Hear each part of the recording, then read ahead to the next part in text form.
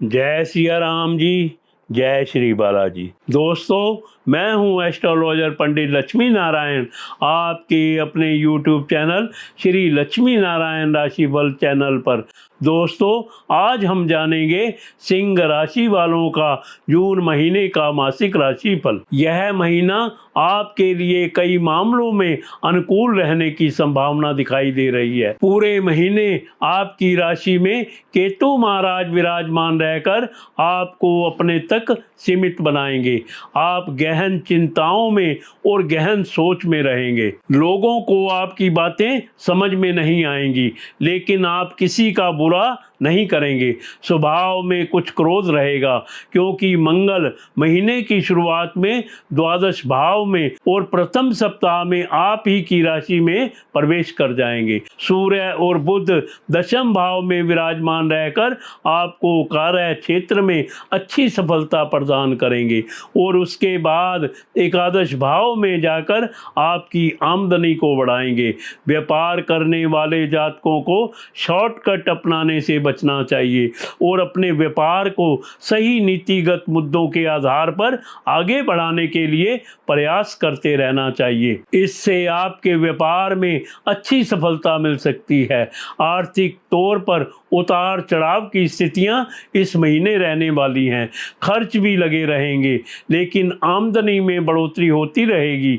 विशेषकर महीने के उत्तरार्ध में अच्छी आमदनी देखने को मिल सकती है। विद्यार्थियों के लिए यह महीना अच्छा है।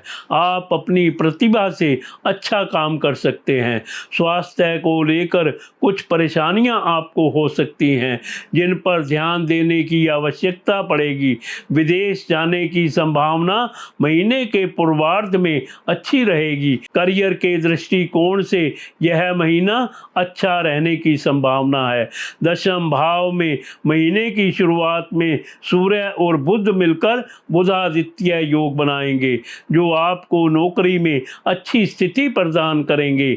आप अपनी बुद्धिमानी और अपनी दक्षता का परिचय समय समय पर देते रहेंगे, जिससे कार्य क्षेत्र में आपकी जड़ें मजबूत होंगी। 6 तारीख को बुध महाराज एकादश भाव में प्रवेश करेंगे, जहां पूरे महीने बृहस्पति महाराज विराजमान रहने वाले हैं। इससे आपकी स्थिति प्रबल होगी और आपको वरिष्ठ अधिकारियों का सहयोग मिलेगा। 15 तारीख से सूर्य महाराज भी एकादश भाव में चले जाएंगे, जिससे सरकारी क्षेत्र में काम कर रहे लोगों को विशेष लाभ मिलने के योग बनेंगे। छठे भाव के स्वामी शनि महाराज पूरे महीने अष्टम भाव में विराजमान रहेंगे। इसीलिए कार्य क्षेत्र में आपको जमकर पसीना बहाना पड़ेगा और खूब मेहनत करनी पड़ेगी। दशम भाव के स्वामी शुक्र महाराज नवम भाव में विराजमान रहेंगे, इसलिए 29 तारीख से पहले आपके तबादले के योग बन सकते हैं। उसके बाद शुक्र महाराज दशम भाव में अपनी राशि में प्रवेश करेंगे।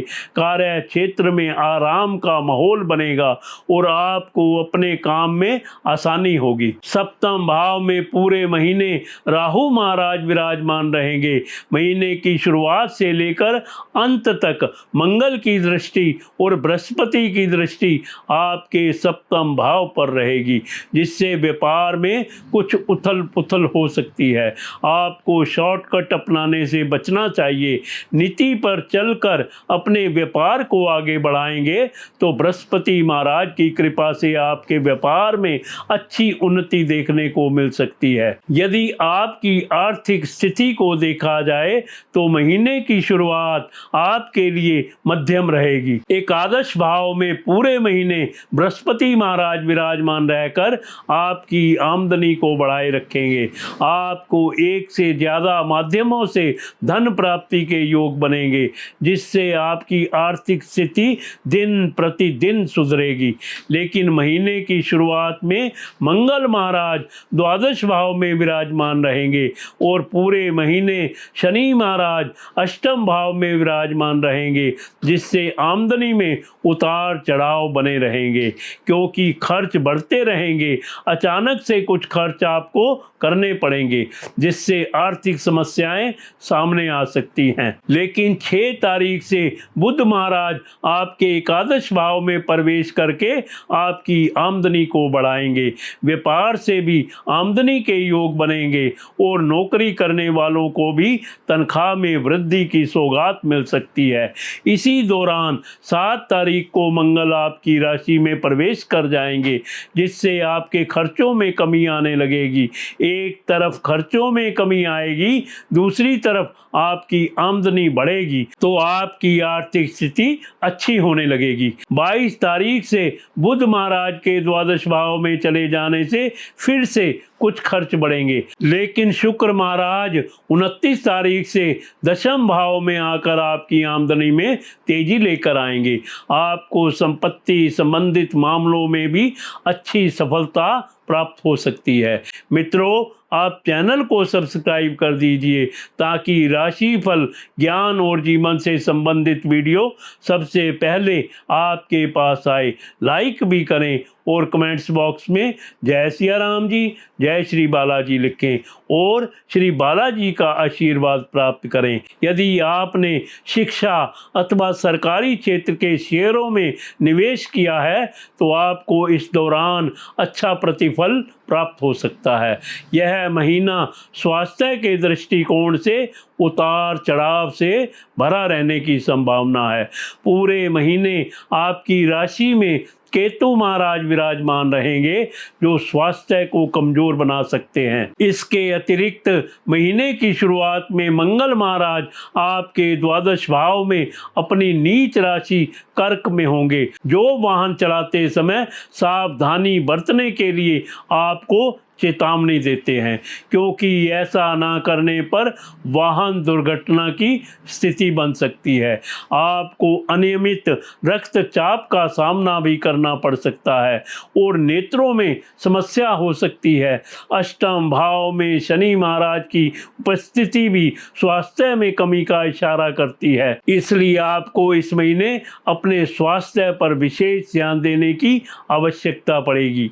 22 तारीख से बुध महाराज आपके द्वादश भाव में आ जाएंगे और उससे पहले 7 तारीख को मंगल महाराज आपकी राशि में आकर केतु से युति करेंगे और मंगल केतु अंगारक दोष बनाएंगे, जो आपके अंदर क्रोध बढ़ाएंगे। रक्त में अशुद्धि या रक्त संबंधी समस्याएं या किसी प्रकार का त्वचा संक्रमण भी आपको परेशान कर सकता है। इसीलिए इस महीने आपको अपने स्वास्थ्य पर विशेष ध्यान देने की आवश्यकता पड़ेगी। विशेष रूप से दूसरे सप्ताह से स्वास्थ्य संबंधी समस्याओं के प्रति सावधानी बनाए रखें और आवश्यक होने पर तत्काल चिकित्सक से संपर्क करें।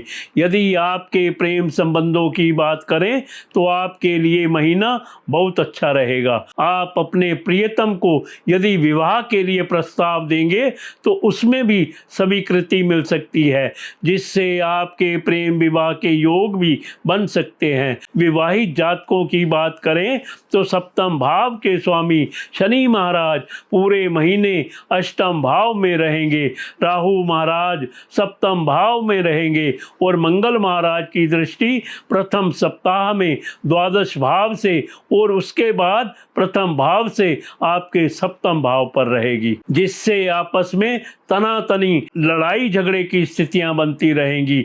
लेकिन बृहस्पति महाराज की दृष्टि सप्तम भाव पर होने से रिश्ता चलता रहेगा और धीरे धीरे समस्याओं में भी कमी आएगी। आपको इस महीने संतान प्राप्ति की खुशखबरी भी मिल सकती है अथवा संतान से संबंधित सुखद समाचार प्राप्त हो सकते हैं।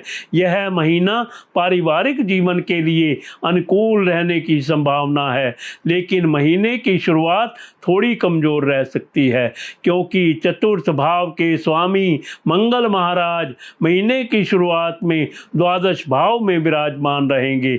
अष्टम भाव में बैठे शनि की दृष्टि दूसरे भाव पर होगी और मंगल की दृष्टि महीने की शुरुआत में तीसरे भाव पर होगी।